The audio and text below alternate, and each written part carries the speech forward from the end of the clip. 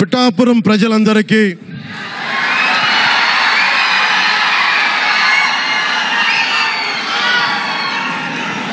మీరు పిఠాపురం పురజనులకి, పెద్దలకి, ఆడపడుచులకి, అక్క చెల్లెలకి, యువతులకి, కథం తొక్కిన యువతకి, కథం తొక్కిన జన సైనికులకి, జనసేన నాయకులకి, తెలుగుదేశం నాయకులకి, తెలుగుదేశం శ్రేణులకి, తెలుగుదేశం నాయకులు వర్మ గారికి, వారందరికీ కూడా నా ప్రత్యేక కృతజ్ఞతలు తెలియజేసుకుంటా ఉన్నాను. మీరు పిఠాపురంలో పవన్ కళ్యాణ్ గెలిపించలేదు. కేవలం పిఠాపురం ప్రజలు పవన్ కళ్యాణ్ ఒక్కడిని గెలిపించలేదు, 5 కోట్ల మంది ప్రజల్ని గెలిపించారు. మీరు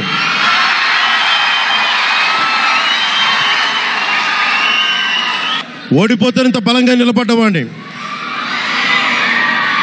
ఇంత గెలిపించి కాదు మీరు ఇచ్చింది, చిన్నపాటి జయం ఇవ్వాల, ఆకాశం అంత విజయం ఇచ్చారు మీరు మాకు, మా కూటమి ప్రభుత్వానికి. ఇది గుండెల్లో పెట్టుకుంటాం, నిలబడతాం, నిర్మాణాత్మకంగా పనిచేస్తాం. మీ కష్టాలలో మీ ఇంట్లో ఒకటిలాగా నేను ఉంటాను, మీ అందరికీ మాటిస్తున్నాను.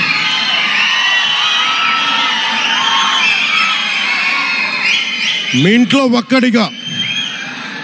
ఒకటే గుర్తుపెట్టుకోండి, మా ఇంట్లో మా కుటుంబ సభ్యుడు.